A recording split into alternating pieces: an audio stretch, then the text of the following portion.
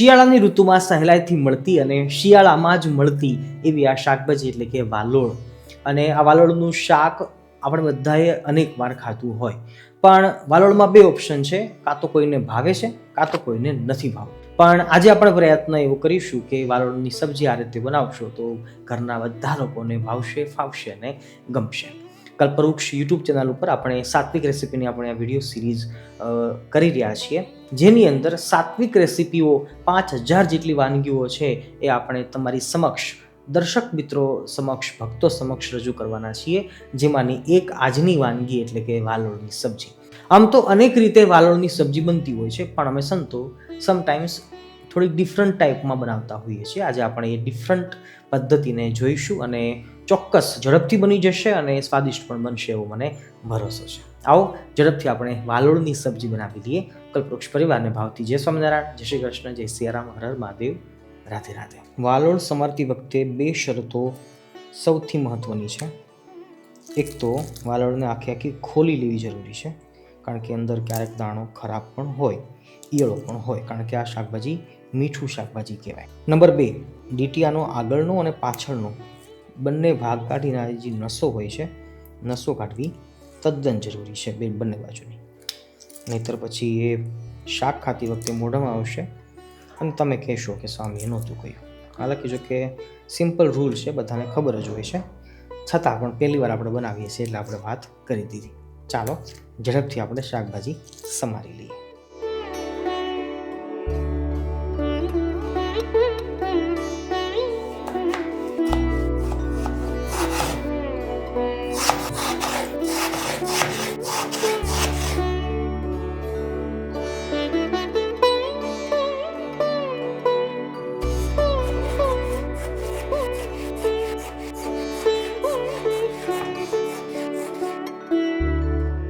મેં પહેલાં પણ કહ્યું હતું કે વાલોળની સબ્જી અનેક રીતે બનતી હોય છે, અને હાલ આપણે જે બનાવવાના છીએ એને આપણે બાફીને પછી બનાવવાના છીએ. એક બાજુ વઘાર લેશું, એક બાજુ એ બફાશે.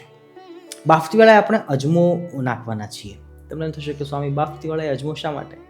કારણ એ છે કે જો ઘણા બધા શાકભાજી હોય ને એના પોતાના ટેસ્ટ થોડાક કડવા હોય, થોડાક તુરા હોય, અને જેના કારણે થોડાક એની સુગંધ બનતી વખતે, બફાતી વખતે અનઇવન આવે, કોઈને ગમે કોઈને ના ગમે. જેમાં ગુવાર છે, વાલોળ છે, સૂરણ છે, રતાળું છે, તો આ બધા શાકભાજી એવા છે કે જે બનતી વખતે એની ગંધ આવતી હોય. સુગંધ તો ના કહી શકીએ પણ ગંધ કહી શકીએ. પણ એને બેલેન્સિંગ કરવા માટે પરંપરાગત રીતે અજમો નંખાતો આવે છે. તો આજે પણ આપણે બફતી વેળાએ અજમો નાખીશું, તો એનો ટેસ્ટ છે એનું બેલેન્સ થશે અને સબ્જી છે એ પરફેક્ટ બનશે.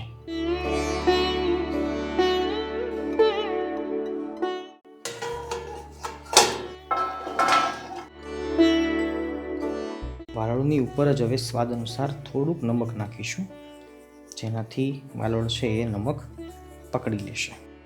અને એની સાથે સાથે અજમો પણ ઉપરથી નાખીશું, અડધી ચપટી. આ બાજુ આપણી વાલોળ છે એને આપણે સ્ટીમ કરીએ છીએ, બ્લાન્ચ કરી પણ કહી શકાય, 10 થી 12 મિનિટ માટે. અને આ બાજુ આપણે હવે સબ્જીનો વઘાર લઈ લઈએ અને બટાકા છે એને આપણે પકાવી લઈએ. તો જરૂરિયાત મુજબ તેલ લઈએ છીએ. હું હાલ 3 ચમચી જેટલું તેલ લઉં છું. રાઈ ફોડી લઈએ,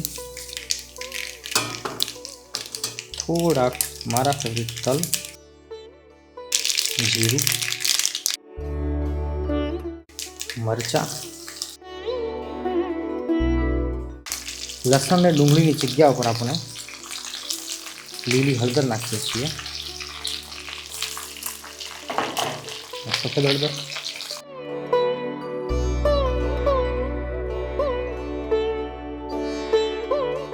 અને થોડુંક અજમો નાખીએ છીએ, કારણ કે વધારે અજમો આપણે બફાતી વખતે નાખેલો છે, રાઈટ. અને હવે બટેકાને સાંતળી લેવાના છે. બટેકાને 75% બી આપણે પકાવીશું તો પણ ચાલશે. જો ભાઈ અમે આવી રીતે શાક બનાવીએ છીએ, તમે કેવી રીતે બનાવો છો એ તમે કોમેન્ટમાં ચોક્કસ જણાવી શકો છો. સબ્જી સારી બનવી જરૂરી છે, રીતિ ભાતી પદ્ધતિ કદાચ અલગ અલગ હોઈ શકે, પણ જે તે શાકભાજી હોય એની ગુણવત્તા જળવાઈ રહે, દાજે નહીં, ચોંટે નહીં અને સ્વાદિષ્ટ બને, ભગવાન જમે, પરિવાર જમે, સંતો ભક્તો જમે એવો એનો સ્વાદ હોય એટલે આપણી કોઈ પણ વાનગી રસોઈ છે એ પ્રસાદ તુલ્ય બની જાય. ચાલો ધીમા તાપે આપણને પાકવા દઈએ અને 10થી 12 મિનિટનો ટાઈમ આપણે આમ પણ વાલોળને પાકવાનો આપવાનો છે, તો ધીમા તાપે બટાકા પણ પાકતા રહેશે. સ્વાદ અનુસાર થોડુંક નમક આપણે બટેકા પૂરતું નાખીએ છીએ. 12 મિનિટ પછી જોઈએ છીએ, સુગંધ સરસ આવે છે. ચેક કરીએ છીએ તો વાલોળ ઓલમોસ્ટ પાકી ગઈ છે. દાણા થોડા કાચા લાગતા હશે પણ એ આગળ જતાં પાકી જશે, ચિંતાનો કોઈ વિષય નથી. ચાલો ગેસની ફ્લેમને બંધ કરી દઈએ અને બટેકાને જોઈ લઈએ.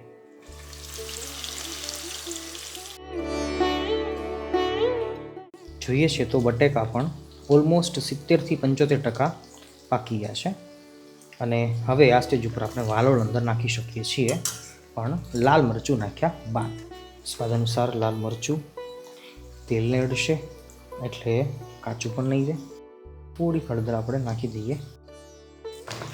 ચાહો તો હોમમેડ આપણો ગરમ મસાલો. શિયાળા માટે ગરમ મસાલો જો બનાવવાની શીખવાની ઈચ્છા હોય તો કોમેન્ટમાં તમે કહેજો. વધારે કોમેન્ટો આવશે તો ચોક્કસ આપણે બનાવીશું. મસાલાઓ જ્યારે તેલ સાથે ટચ થાય છે ત્યારે એની સુગંધ છે વધારે ઇન્હાન્સ થતી હોય છે, એટલે આપણે તેલ સાથે ટચ કરવાનો પ્રયત્ન કરીએ છીએ અને હવે આપણે વાલોળને એડ કરીએ છીએ.